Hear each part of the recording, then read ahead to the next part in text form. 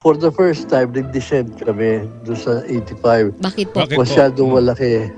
Biruin mo, for the longest time naman, kontra naman lagi ang ECOP. Masyadong malaki.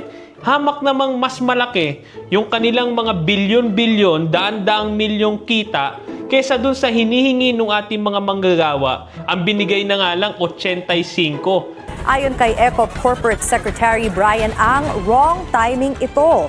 Mabigat pa rin daw kasi ang pasanin ng mga negosyante dahil sa nagpapatuloy na national energy emergency. O yan na naman, wrong timing na naman pag nangihingi ng aumento sa sweldo yung ating mga manggagawa. The timing is never right. Mataas pa rin daw ang gastusin lalo sa logistics at singil sa kuryente kaya posibleng ipasa na lang sa consumer ang additional costs mula sa wage hike.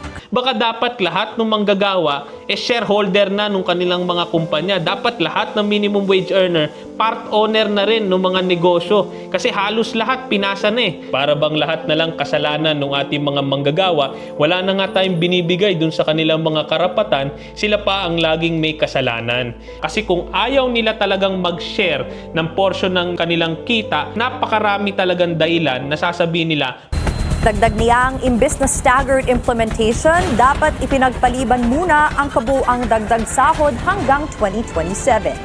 o tignan mo, napakawala namang puso nun. Na wag na muna tayong magbigay ng aumento ngayon. Next year na naman. Nung tumama yung Middle East crisis, ngayong taon, dapat yung tulong natin dun sa sweldo ng ating mga kababayan, ngayong taon din. Ayon naman kay Management Association of the Philippines President Donald Lim, lalong mahihirapan ang MSME sa expansion ng kanilang mga negosyo. Ginamit na naman nga yung ating mga MSMEs, no? Mismong datos na ng PSA, survey na nila yung ginamit natin.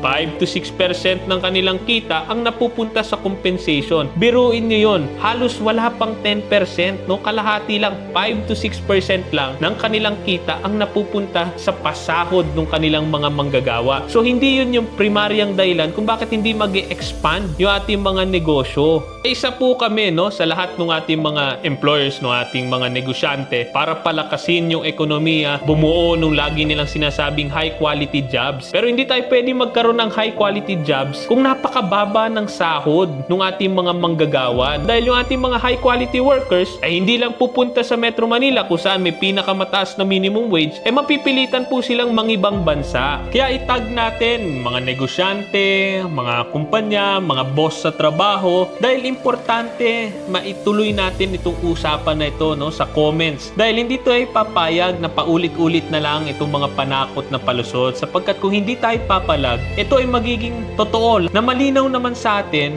merong datos, merong aktwal na karanasan na hindi lahat ito totoo. At ang tanging pinakatotoo sa lahat ng ito ay lalago yung ating ekonomiya, lalago yung mga negosyo kung yung buhay ng ating mga kababayan ay giginhawa din, at yan ay magsisimula sa isang sahod na nakabubuhay.